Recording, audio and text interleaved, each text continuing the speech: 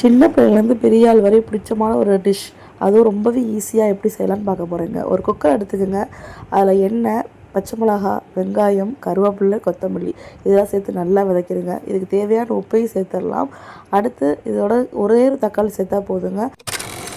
இதெல்லாம் நல்லா வதக்கின பிறகு 1 டீஸ்பூன் அளவு மஞ்சள்தூள், 1 ஸ்பூன் அளவு மிளகாய்த்தூள், 1 டீஸ்பூன் அளவு கரம் மசாலா இதெல்லாம் சேர்த்து நல்லா மிக்ஸ் பண்ணிடுங்க. 1 டீஸ்பூன் அளவு சோயா சாஸ், 1 ஸ்பூன் அளவு டொமேட்டோ கெச்சப், 1 ஸ்பூன் அளவு சில்லி கெச்சப் இதெல்லாம் சேர்த்து நல்லா மிக்ஸ் பண்ணிடுங்க. நல்லா அலசி கலவுன பாஸ்தா இருக்கு இல்லையா, அதையும் சேர்த்து நல்லா மிக்ஸ் பண்ணிடுங்க. இந்த பாஸ்தாவுக்கு மேலே தண்ணி இருக்கணுங்க. அதாவது 1 கப் அளவு தண்ணி சேர்த்து நல்லா மிக்ஸ் பண்ணிவிட்டு விசில் வச்சு மூடிடுங்க. இதோ ஒரே ஒரு விசில் வந்தாலே போதுங்க. சூப்பரான முறையில் பாஸ்தா ரெடி ஆயிடுச்சு. இது 1 பாட் ரெசிபின்னே சொல்லலாங்க. இது சின்ன பிள்ளைங்கலேருந்து பெரிய அளவு எல்லாருமே விரும்பி சாப்பிடுவாங்க. கண்டிப்பாக ட்ரை பண்ணி பார்த்துட்டு எப்படி இருக்குன்னு கமெண்ட் பண்ணுங்கள். அடுத்ததாக ஆஃப்டர்நூன் நம்ம லஞ்சு ரெடி பண்ணுறதுக்கு கேப்பில் கொஞ்சம் நான் ஃப்ரீயாக இருந்திருந்தேன். ஃப்ரீ டைமில் தான் நீங்கள் என்ன பண்ணுவீங்கன்னு எனக்கு கமெண்ட் பண்ணுங்கள். நான் என்ன பண்ணுவேன் அப்படின்னா, வீட்டில் உள்ள ஏதாவது திங்ஸ் இருந்தால் அரேஞ்ச் பண்ணுவேன். அடுத்து வந்து மொபைல் நோண்டிக்கிட்டு இருப்பேன். அடுத்து வந்து என்னென்ன இல்லாத பொருளை வந்து அதை நான் வந்து ரெடி பண்ணிக்கிட்டு இருப்பேன். அப்படி பார்க்கும்போது தான் வந்து சீரகத்தூள், மிளகுத்தூள் வந்து அது காலியாகி 1 வீக் கிட்ட ஆயிடுச்சு. சரி நம்ம ஃப்ரீயாக தானே இருக்கோம் அப்படின்னு சொல்லிட்டு சீரகத்தூளும் மிளகுத்தூளும் ரெடி பண்ணுறதுக்கு சீரகம் 50 கிராம் எடுத்து ஒரு பேனில் நல்லா சூடான பிறகு அது லைட்டாக சூடு ஆனாலே போதும். அதை நல்லா எடுத்துக்கிட்டு ஒரு தட்டில் நான் ஷிஃப்ட் பண்ணிக்கிட்டேன்.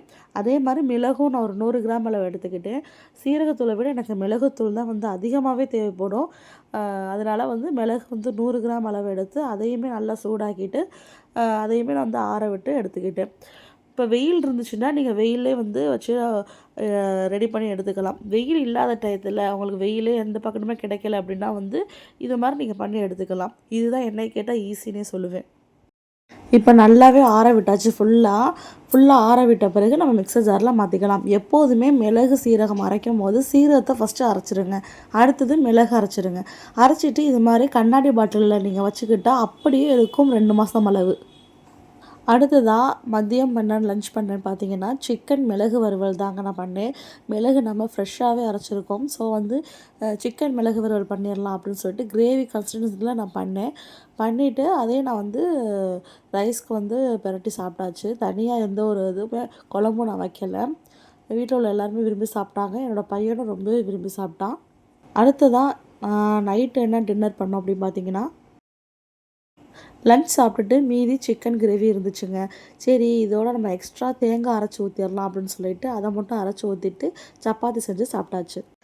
இந்த சிக்கன் மிளகு வறுவல் கிரேவி வந்து எப்படி செய்கிறதுன்னு வந்து ஷார்ட்ஸாக நான் வந்து டிஸ்கிரிப்ஷனில் லிங்க் சென்ட் பண்ணியிருக்கேன். அதையும் நீங்கள் ஓப்பன் பண்ணி பாருங்கள். உண்மையே டேஸ்ட்டாக இருந்துச்சுங்க. இதுக்கு நீங்கள் வேறு எதுவுமே தேவையில்லை. ஒயிட் ரைஸ் வச்சு சாப்பிட்டு பார்த்தா செம்ம டேஸ்ட்டாக இருக்கும். கண்டிப்பாக ட்ரை பண்ணி பாருங்கள். பாய்.